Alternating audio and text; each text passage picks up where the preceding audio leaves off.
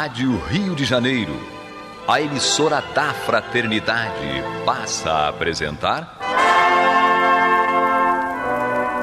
Luz na Penumbra, programa que leva ao seu coração a mensagem da doutrina espírita.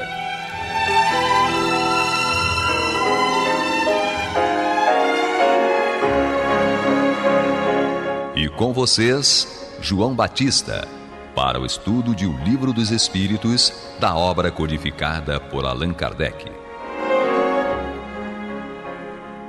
Queridos amigos, queridos ouvintes, estamos aqui para dar sequência ao estudo do Livro dos Espíritos, da tradução de Evandro Noleto de Bezerra.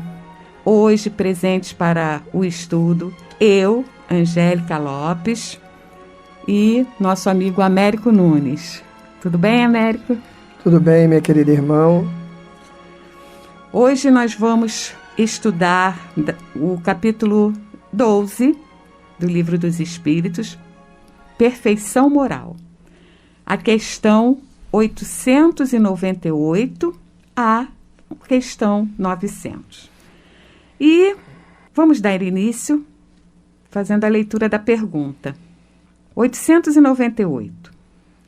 Visto que a vida corpórea não passa de uma estada temporária neste mundo e que o nosso futuro deve constituir objeto da nossa principal preocupação, haverá utilidade em nos esforçarmos por adquirir conhecimentos científicos que apenas se refiram às coisas e às necessidades materiais? Então, América, o que você acha? O que os espíritos nos dizem? O que nós podemos acrescentar nesta questão? Olá, queridos irmãos e queridas irmãs ouvintes da Rádio Rio de Janeiro.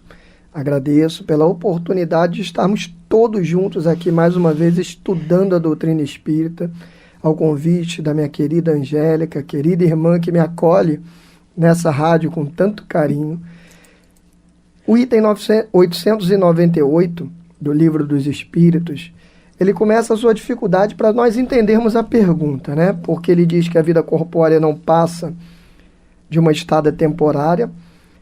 E ele diz, haverá então utilidade em nos esforçarmos por adquirir conhecimentos científicos? O que ele está perguntando aqui, querida irmã, querido irmão ouvinte? Trocando em miúdos essa pergunta, na verdade os espíritos vêm ser questionados por Kardec se nós deveríamos nos entregar aos ensinamentos, aos estudos do que diz respeito à matéria, ao conhecimento científico, etc., se nós devemos empregar tempo nisso, se seria racional o emprego de tempo nessas questões puramente materiais, tendo em vista que essa vida é tão passageira e que a verdadeira vida, como nós aprendemos aqui no Luz na Penumbra, nos episódios anteriores, tendo em vista que a verdadeira vida é a vida espiritual. É isso que eles querem saber. Em resumo, vale a pena eu me entregar ao estudo das situações da matéria científicas, tendo em vista que isso aqui é passageiro? Resposta dos espíritos. Sem dúvida. Primeiramente, isso vos põe em condições de auxiliar os vossos irmãos. Então, nós temos a nossa querida irmã Angélica aqui, que é da área de saúde. Conversamos bastante sobre essas questões. E o estudo dela na vida material possibilita hoje que ela dê conforto aos seus pacientes. Qualidade de vida, ela dê qualidade de vida, diminua o sofrimento, a dor daquelas pessoas, faça as pessoas viverem de uma forma melhor do que viveriam se não houvesse esse seu estudo. Então, o estudo da matéria, o primeiro momento, é importante por quê? Porque auxilia nossos irmãos. Primeiro ponto aqui, isso é a base da doutrina espírita. Sempre o principal é a caridade e o amor ao próximo. Então, vale a pena estudar? Só aqui a gente poderia parar a resposta.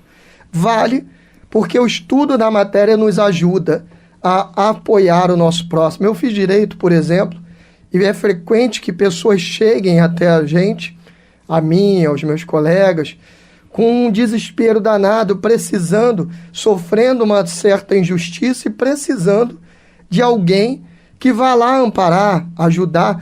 Então, A primeira coisa que a gente tem que pensar, todo estudo vale a pena, toda a parte científica, tecnológica, todo estudo na matéria vale a pena porque nos possibilita auxiliar os nossos irmãos. E é a nossa verdadeira bagagem, né? O nosso a nossa verdadeira tesouro, né? E isso não está contribuindo para a nossa vida material.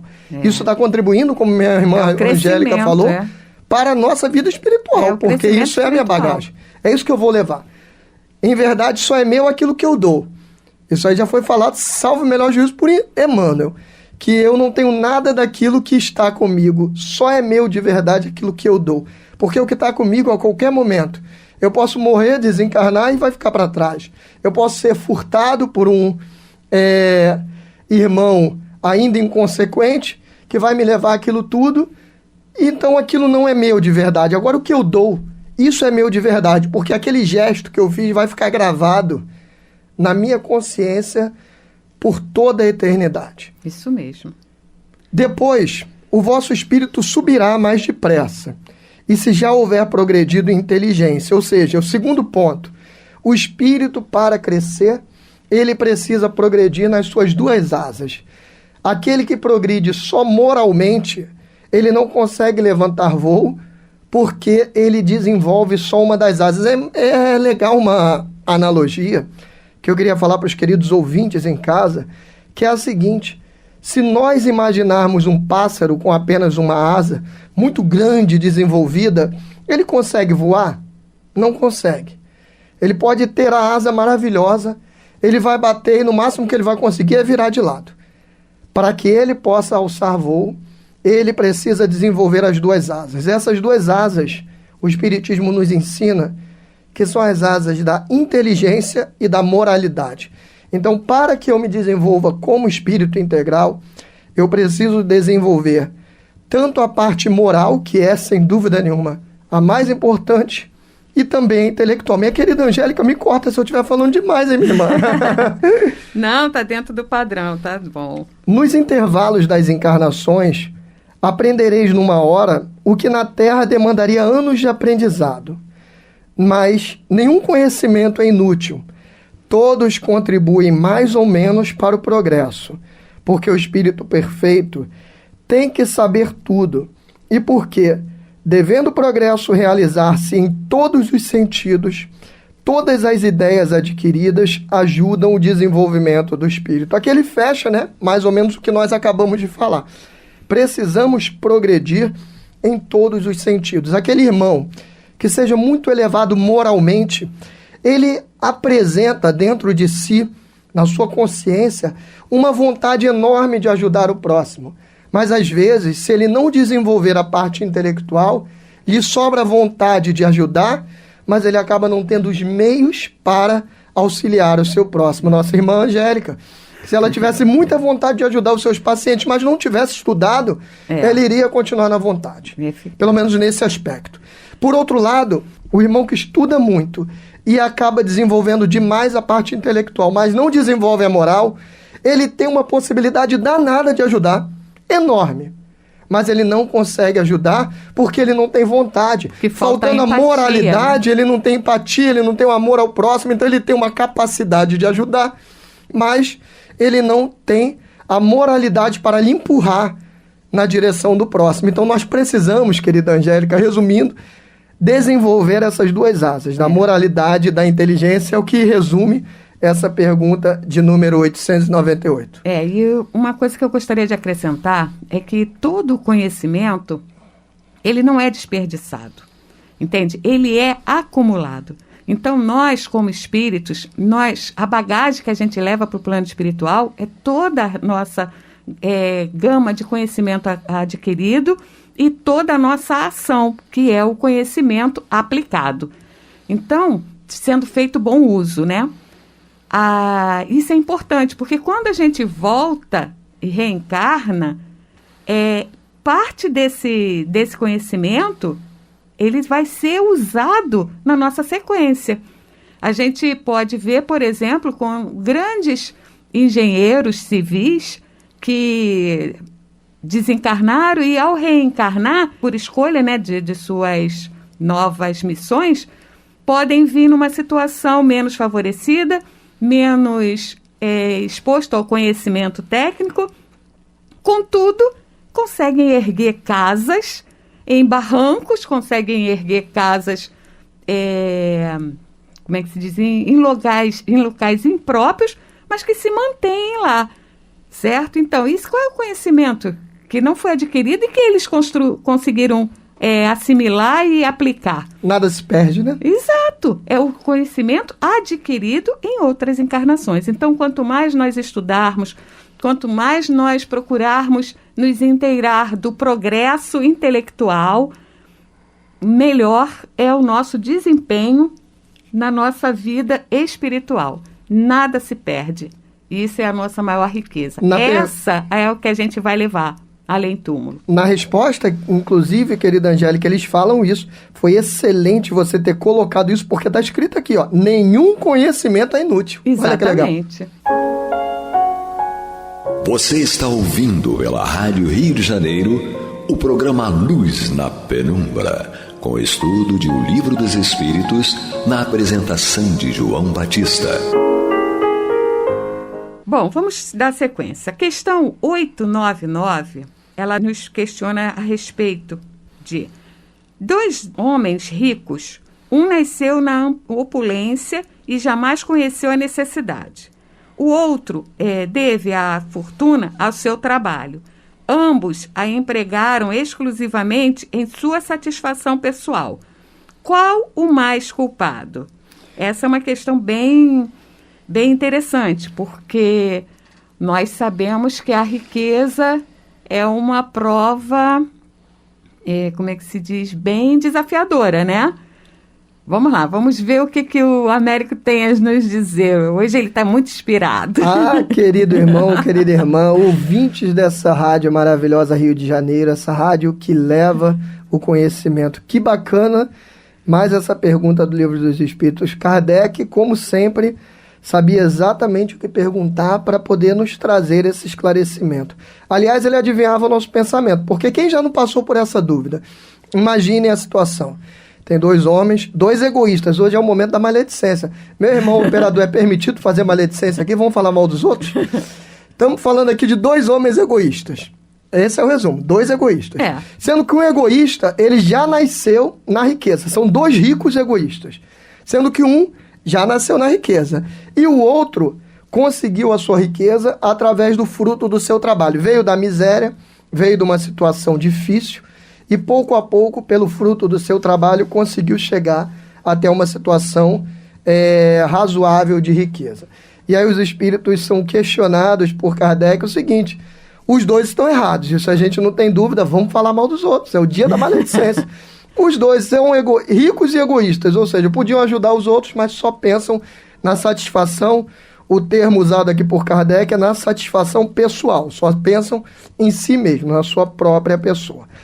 E aí, Kardec quer saber o seguinte: desses 2, qual é o espírito mais culpado desses 2 ricos, avarentos, egoístas que não ajudam o próximo? E aí, meu irmão, pensem na cabeça de vocês, você que ouve nesse momento a Rádio Rio de Janeiro. Tentem responder mentalmente. Qual é o mais culpado? O rico, que veio já desde sempre, nasceu num berço rico, já nasceu com pai rico, e é avarento, é egoísta, não pensa no outro, ou o rico que cresceu vindo da miséria, fruto do seu trabalho, conseguiu atingir uma riqueza. A primeira coisa que a gente tem que falar aqui: a riqueza mais justa, por óbvio, é daquele que conseguiu pelo fruto do seu próprio esforço. Então não é isso que nós estamos aqui julgando. Não é isso que a pergunta quer que a gente fale. Esse é o primeiro ponto. É óbvio que o rico que conseguiu a sua riqueza pelo fruto do seu trabalho, esse ato de conseguir pelo fruto do seu trabalho é muito mais louvável do que o outro que ganhou de graça. Agora, qual é o mais culpado por ser avarento? Isso é o que a pergunta quer saber. Vamos ver o que os espíritos respondem. O mais culpado é aquele que conheceu os sofrimentos, porque ele sabe o que é sofrer. Conhece a dor, mas não a alivia nos outros, como sucede frequentemente, nem mesmo se lembra delas. Olha que coisa legal. Ou terrível, né? Legal para a gente estudar, mas é terrível. Esse irmão ele já passou por aquelas dificuldades, muitas das vezes já passou pela fome, e como está numa situação boa agora, ele ignora as pessoas que estão lá embaixo. Por que os espíritos dizem que ele é o mais culpado? Porque o outro, não conhecendo as dores, já tendo nascido num berço rico, ele não tem noção da dificuldade que é passar por aquela situação de miséria. Então, a experiência é sempre mais culpado. Isso é uma regra que a gente aprende no Livro dos Espíritos. Nós somos sempre mais culpados à medida que nós conhecemos mais. Isso é regra. Quanto mais nós conhecemos, mais nós seremos cobrados. Isso é a regra da vida inteira, aliás. Porque de uma criança de 5 anos, a gente não vai cobrar da mesma forma que a gente cobra de uma de 18, de um adulto de 30. Por óbvio que eu cobro de uma criança de 1 ano, de uma forma, à medida que ela vai crescendo, vai atingindo 5, 10 anos e vai aumentando o seu conhecimento, eu cobro mais. Então, sempre será assim. Quanto maior for o nosso conhecimento, maior será a cobrança em cima de nós. Aquele que conheceu a miséria, ele tem uma obrigação muito maior de ajudar o seu próximo. Em consequência, se tiverem 2 ricos, um que já veio com a riqueza de berço e o outro que já passou pela miséria, e os 2 forem egoístas, o mais culpado é aquele que conheceu a miséria, sabe das dificuldades e frequentemente, como diz o Livro dos Espíritos, ignora que os outros estejam passando. Isso acontece frequentemente. Eu conheço pessoas, inclusive, que já passaram fome e que hoje jogam comida fora. Eu lembro disso, me dá uma dor no coração, porque eu sempre converso com essa pessoa e falo, por que está jogando a comida fora? E a pessoa ainda é triste, porque eu estou lembrando desse caso específico, é um caso real. É óbvio que os fatos nos fazem crescer, mas a gente não pode falar o nome das pessoas. Mas essa pessoa sempre me diz assim, larga de ser miserável, não fica pensando nisso não. E eu falo, meu amigo, isso não é miséria, isso é questão de consciência.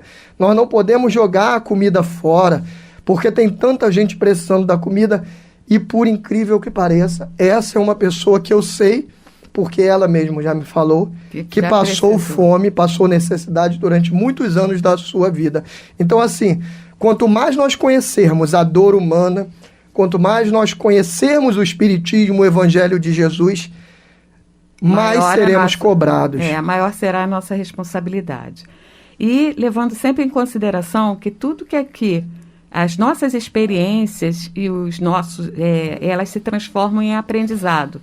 E todo o aprendizado ele tem que ser aplicado. A caridade nada mais é do que a ação, a aplicação de todo o nosso conhecimento e nossa experiência. Essa questão de culpa, né? O Kardec pergunta, usa essa expressão. Hoje em dia nós estamos transformando essa questão de culpa em responsabilidade, porque já vimos que a nível psicológico a culpa ela nos paralisa no nosso desenvolvimento. Mas a responsabilidade nos leva a uma sequência, a uma aquisição de correção, de aprendizado, de reparação. Então, seremos tanto mais responsáveis por aquilo que conhecemos e não resolvemos, e não aplicamos, e não damos uma continuidade de forma construtiva. Desperdício sempre foi e sempre será um problema de saúde.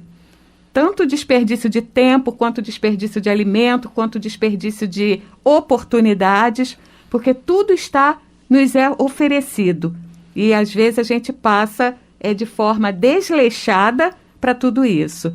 Com relação à questão do rico por herança, ele não é, por exemplo, tão assim, penalizado. Por quê? Porque ele não foi ensinado, ele não teve a experiência, ele foi protegido de tudo isso. Então, o que ele entende como vida é essa.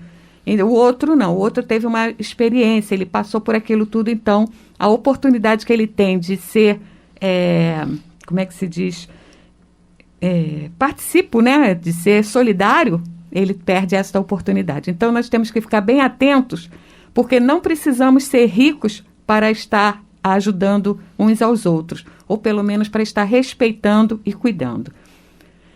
Vamos dar sequência na questão 900. Kardec questiona: aquele que acumula incessantemente, sem fazer o bem a quem quer que seja, achará desculpa válida na ideia de que acumula com o objetivo de legar maior soma aos seus herdeiros? Querida irmã, queridos irmãos que nos acompanham em casa, agora eu vou ler direto a resposta. É um pacto com a consciência má. Sabe por que eu vou ler direto a resposta? Que é para os irmãos não ficarem com raiva de mim, Américo, tá? Eu, Américo, sou bonzinho, eu não tento. É Kardec que é duro conosco, são os espíritos que são duros conosco. Porque imagine só que chute na nossa consciência, né? Que tapa na nossa consciência, né? Porque nós sempre esperamos uma pergunta e uma resposta afável, amorosazinha, eles vêm, não. Eles são duros conosco. Todos aqueles que dizem que estão acumulando riqueza para legar às gerações futuras, na verdade, eles têm um compromisso com a consciência má, um pacto com a consciência má.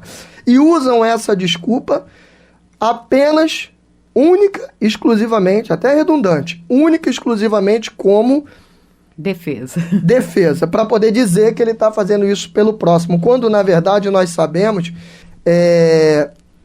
receberam heranças, receberam grandes quantias, receberam inclusive salários vitalícios, receberam coisas assim que os deixaram financeiramente tranquilos, sob o ponto financeiro, sob o aspecto financeiro tranquilos, como a gente costuma falar no senso comum, para o resto da sua vida, e na verdade são pessoas hoje que os próprios familiares olham e falam assim: puxa, fulano se tornou um inútil.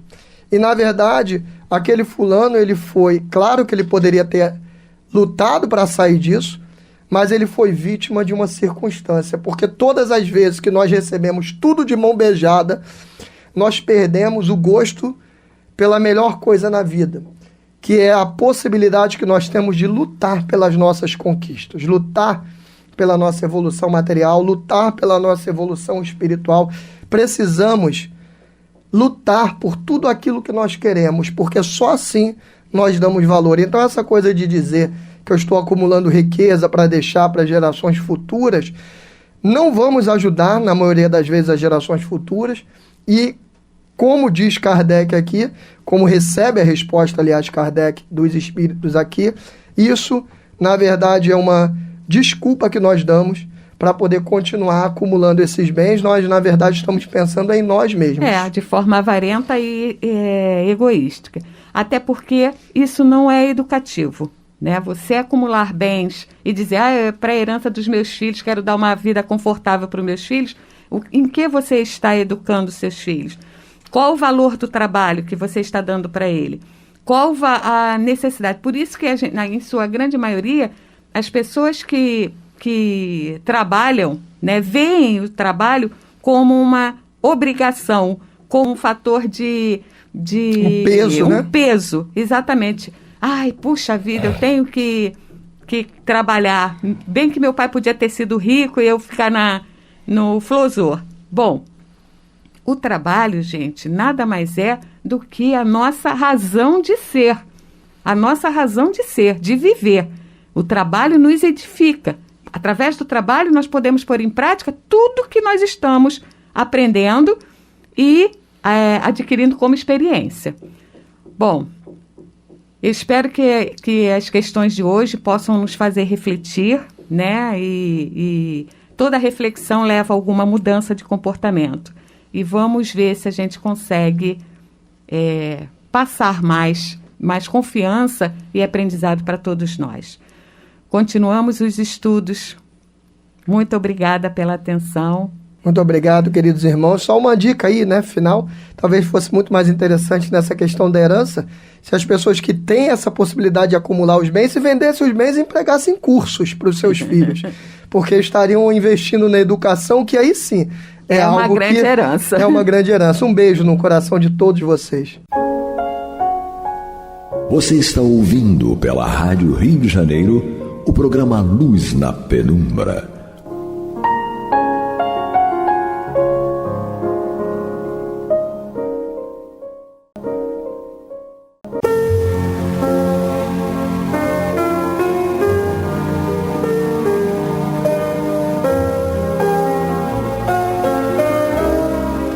Rádio Rio de Janeiro está levando ao seu lar e ao seu coração a mensagem consoladora da doutrina espírita, através do programa Luz na Penumbra. E agora com vocês, Antônio de Pádua Barbosa e Marta Batista. Olá, meus amigos, muito boa noite.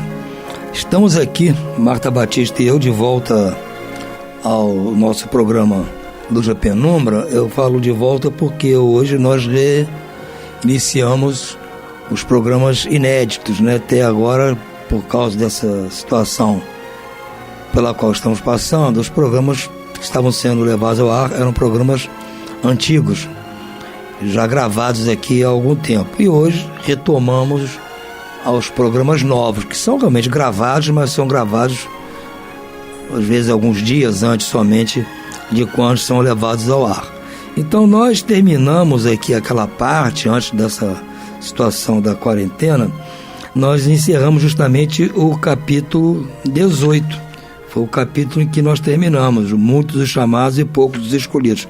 Então hoje nós vamos retomar o nosso estudo pelo que chamei de capítulo 19, A Fé Transporta Montanhas. E para dar início a esse nosso debate, vai estar aqui conosco a Marta, que vai iniciar pelos primeiros itens, que tem o subtítulo de O Poder da Fé. Então, para isso, eu convido a Marta, já dando boas-vindas a ela, esperando que esteja tudo correndo bem com ela, com a sua família, e que ela possa continuar aqui nos abrilhantando os nossos programas com seu conhecimento a respeito do Evangelho. Olá, Marta, tudo bem?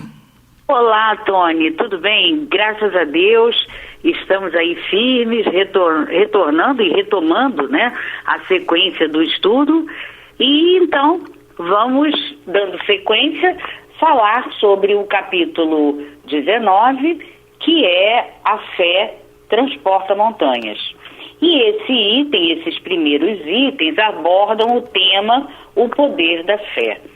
Então, nesse tema, Kardec coloca uma citação, essa citação está em Mateus, e ele apresenta essa citação como a introdução para que a gente entenda o que Jesus nos propôs com a fé, a importância da fé e de que maneira ela vai poder atuar. E quando nós não temos fé suficiente para atuar sob o fluido, né, e o magnetismo, a fim de modificá-lo e atingir aqueles propósitos que nós desejamos. Então vamos ler aqui a citação para que a gente entenda melhor. Poder da fé. Quando Jesus foi para junto do povo, um homem aproximou-se dele e, pondo-se de joelhos aos seus pés, disse-lhe: Senhor, tende piedade de meu filho, e que é lunático, que sofre muito, pois muitas vezes cai no fogo e muitas na água. Eu o apresentei aos teus discípulos, mas eles não puderam curá-lo. E Jesus me respondeu dizendo: Ó raça incrédula e depravada, até quando estarei convosco? Até quando vos hei de aturar? Trazei aqui esse menino. E Jesus, tendo ameaçado o demônio, o fez sair do menino, que ficou curado no mesmo instante. Então, os discípulos vieram se encontrar com Jesus, em particular, e lhe perguntaram: por que nós não podemos expulsar esses demônios? E Jesus lhes respondeu: por causa da vossa incredulidade, porque em verdade vos digo que se tivesses fé, como um grão de mostarda, diríeis a este monte: passa daqui para acolá, e ele passaria, e nada vos seria impossível. Isso está em Mateus, capítulo 17, versículos 14 a 20. Então, o que a gente entende, né? O que faltou para esses discípulos de Jesus para curarem aquele menino, né, que estava com problemas. E aqui a gente deixa, Jesus deixa transparecer que o problema era espiritual. Tanto é, quer dizer, evidente que existem problemas mentais que são unicamente de causa e de origem orgânica, biológica. Mas nesse caso aqui é possível que tenha as duas coisas juntas, porque Jesus foi claro quando disse, ele retirou, né, expulsou aquele demônio, ou seja, aquele espírito, né, demônio. Aí a gente sabe que daimon não significa necessariamente essa ideia de demônio que se tem hoje em dia. Daimon era utilizado como espírito. No caso aqui, se ele atormentava o garoto, evidente que era um espírito mau, né? E aí fica claro por que os discípulos não conseguiram curar o menino.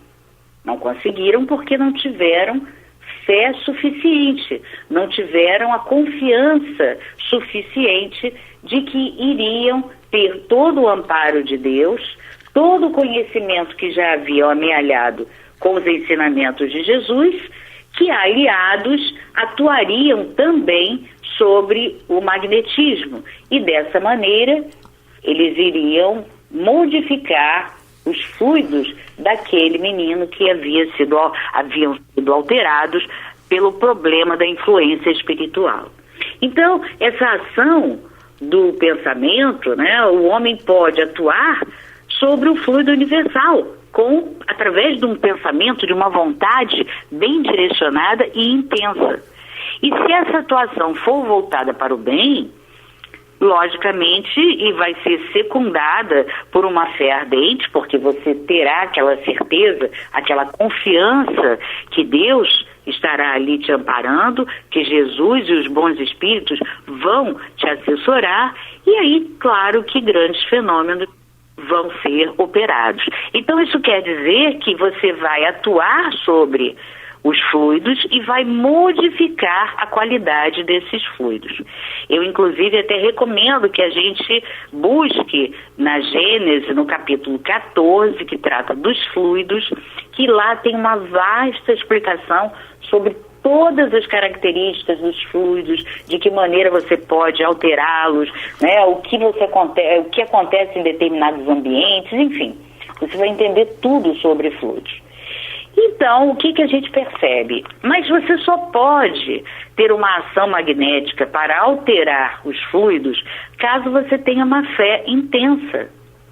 E essa fé intensa é necessária, mas é preciso que você construa, que você desenvolva essa fé, essa confiança em Deus, essa certeza de que você pode superar ou transportar, usando as palavras de Jesus, as montanhas das dificuldades.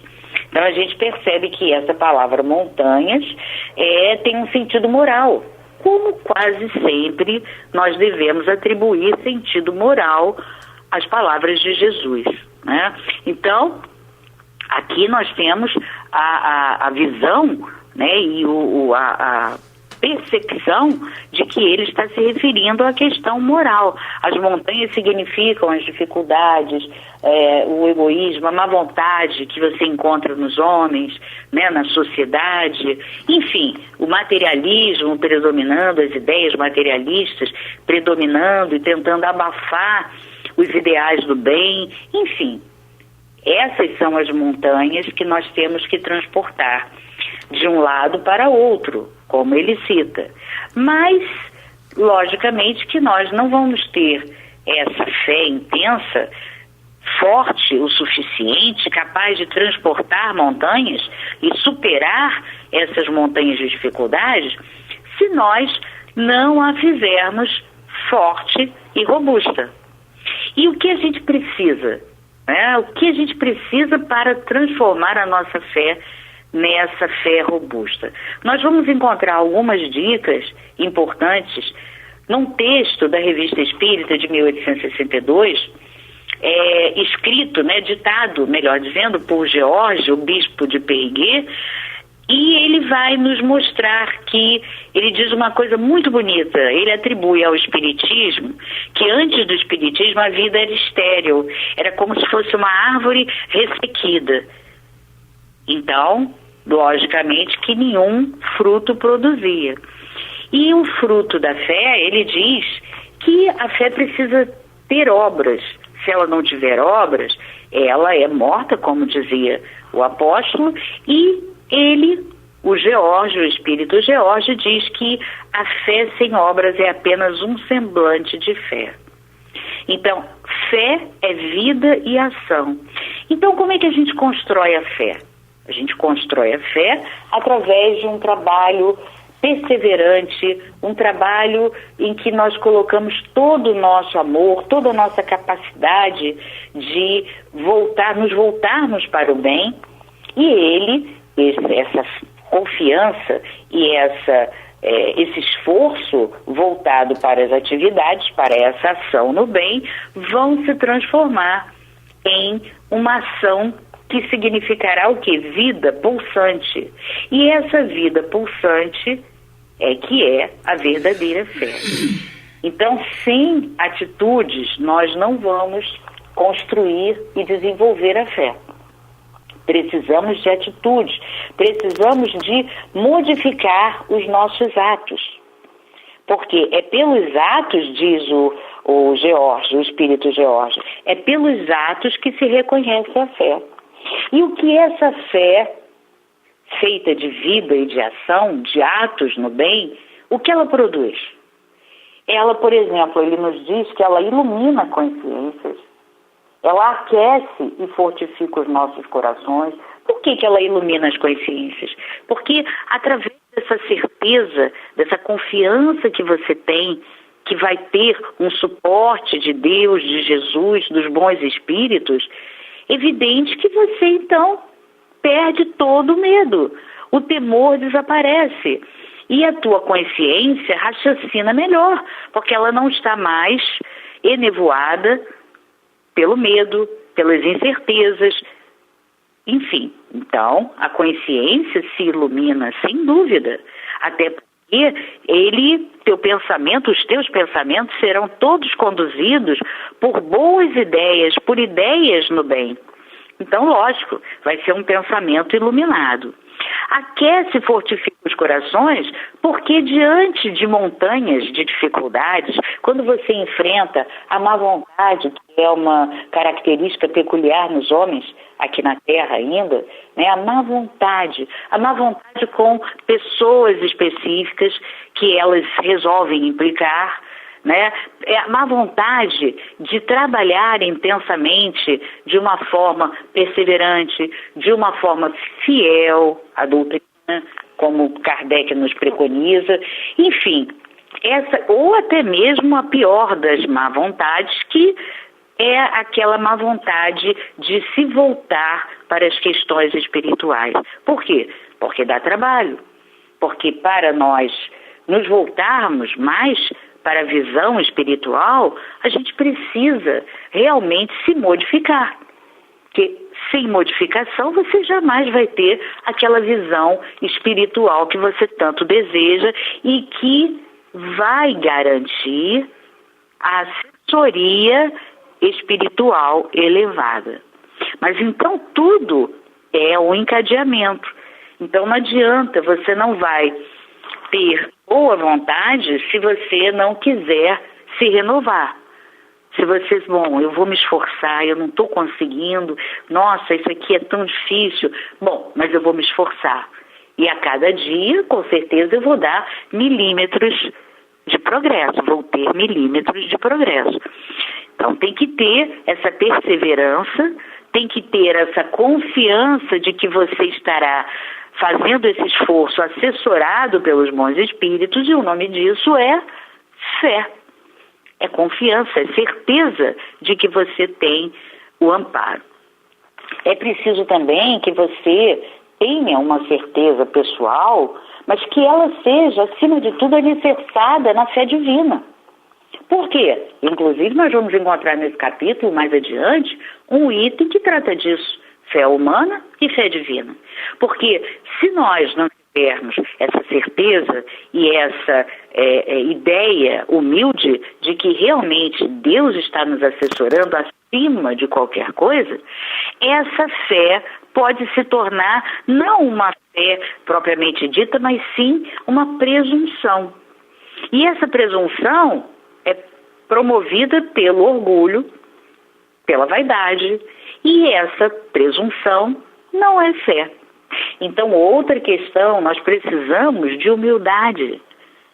Tudo isso faltou aos nossos amigos, discípulos de Jesus, assim como falta para nós.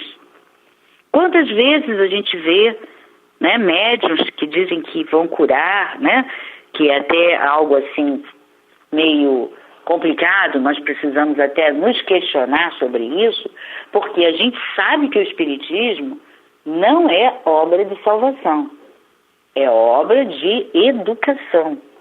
Então a promessa de cura já é algo complicado, porque não é essa a proposta de Jesus. Porque a proposta de Jesus está, acima de tudo, você conhecer, e é do Espiritismo, evidentemente, você conhecer a doutrina com profundidade, e o conhecimento dessa doutrina com profundidade vai te esclarecer de uma tal forma que você vai modificar as tuas ações, os teus atos. E esses atos modificados, transformados e valorizados pelo lado moral, com certeza vão atrair para você a assessoria dos bons espíritos. E você vai, consequentemente, se tornar humilde, porque vai ter a certeza absoluta de que no segundo estágio da escala evolutiva, que é do planeta Terra, porque o planeta está no segundo degrau, né, de expiações e provas, ou provas e expiações. Então, o que nós percebemos? Nós precisamos entender e ter consciência de que somos infinitamente pequenos, mesmo quando tivermos uma inteligência bastante elevada. Ainda assim, nós não seremos nada. Então, é necessário que a gente tenha humildade para ter a certeza de que aquele bem feito que aconteceu, seja na cura, no passe, seja onde for, ou num trabalho mediúnico, bem assessorado e que deu bons resultados, teve ali, acima de tudo, a assessoria de Deus, de Jesus e dos bons espíritos. Então, isso é fé. É fé com a devida consciência e humildade. Isso é muito importante. Uma outra questão, né, que faltou aqui para os nossos irmãos, como o George não fala especificamente sobre a ação dos discípulos, né, nesse caso, ele fala sobre o poder da fé. E a gente, então, está fazendo um link, está linkando uma coisa com a outra. Porque nós estamos abordando, eu nem vou entrar aqui em tudo que Kardec nos fala, que é, assim, esplendoroso. E nós vamos começar a entender isso de uma forma mais simples, mais objetiva, como Kardec sempre é. Mas eu estou usando, então, esse texto do Espírito George, o Bispo de Périgueux, para que a gente possa fazer um link e entender por que faltou. Eles não eram assessorados por Jesus? Olha aí também mais ensinamento. Não basta você dizer que você está com Jesus, aceitou Jesus, caminha com Jesus, caminhar com Jesus. Não é você ir ao centro espírita 3, 2, 4, 5 vezes por semana e realizar várias tarefas. Não. Essa ação que ele nos pede, esses atos que vão reconhecer como fé, é justamente atos morais do nosso dia a dia. Não é aquilo, olha, eu vou ao centro de segunda a sexta, ou eu vou à igreja, né, de segunda a sexta-feira, e às vezes até sábado e domingo, e faço todas as tarefas possíveis que o centro me pede, me demanda. Não, não é isso. Os atos aos quais o Espírito George está se referindo são atos morais de transformação. Então, você enfrenta um problema com o vizinho. e você tenta resolver, não é que você vai ser conivente com os erros que o vizinho possa estar cometendo, como colocar um som muito alto e outras coisas. Não, você não vai ser conivente, mas você vai lidar com aquilo de uma forma evangelizada, podemos dizer, ou educada pela moral do Cristo. Então, isso é que são os atos. E as pessoas confundem, elas pensam que não, eu vou abraçar todas as tarefas que o centro me pede e aí eu vou estar realizando muitos atos e, consequentemente, estarei demonstrando uma fé robusta. Não, não é isso. E é esse engano que atrapalha a caminhada de muitos, né? Não só os espíritas, de todos os religiosos. Então, ele fortifica os corações, como ele nos disse, e afasta para bem longe as influências enganadoras, nos conduzindo para Deus pela perfeição do espírito do coração. Claro, porque se cada dia você se compromete com você a fazer o seu melhor e a se transformar moralmente para que a sua fé seja cada vez mais forte e possa remover todas as montanhas de dificuldades que aparecem para você, é evidente que você estará sendo dessa forma conduzido para a perfeição, pela perfeição, para Deus. Então é importante que a gente use aquilo que a doutrina espírita nos oferece, que é a fé raciocinada, para que a gente consiga compreender. E aí a gente vai entender que fé não é algo que a gente pede e Deus nos concede, né? A prece que nós fazíamos antigamente era: Pai ou Jesus, me dê a fé necessária. Não, nós não podemos pedir isso. Deus, Jesus e os bons espíritos não vão dar fé para nós, uma fé forte, robusta.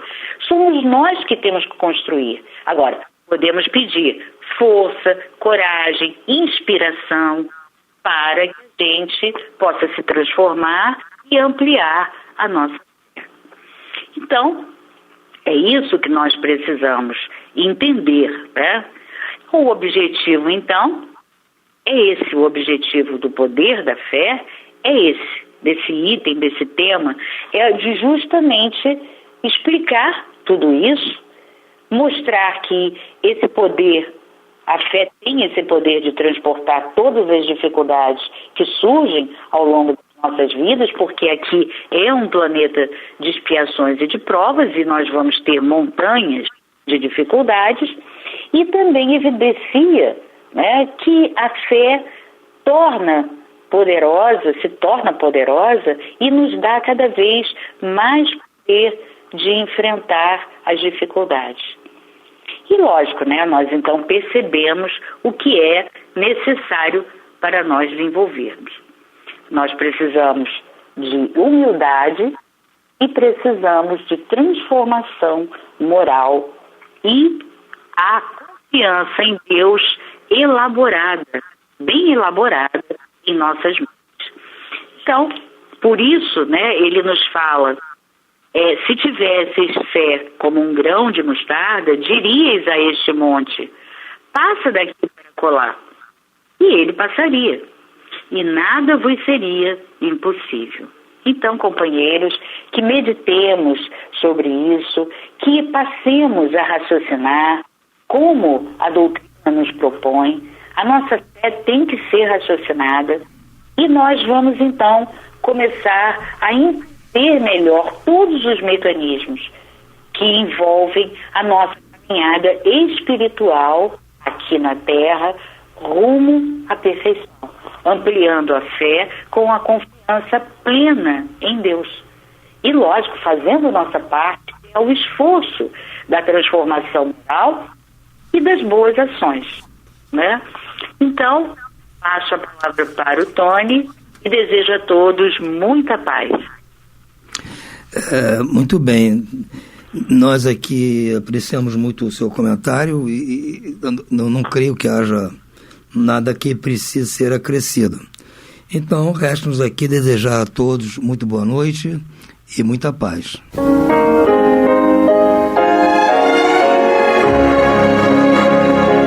E vamos ouvir agora a prece de encerramento de nosso programa, na voz de Geraldo de Aquino.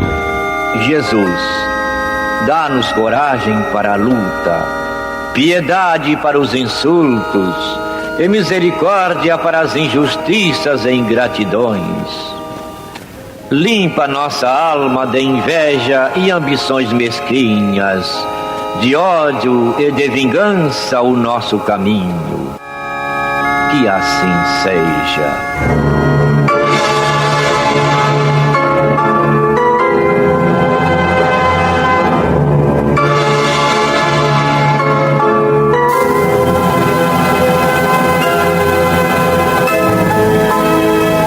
Acabamos de apresentar o programa Luz na Penumbra.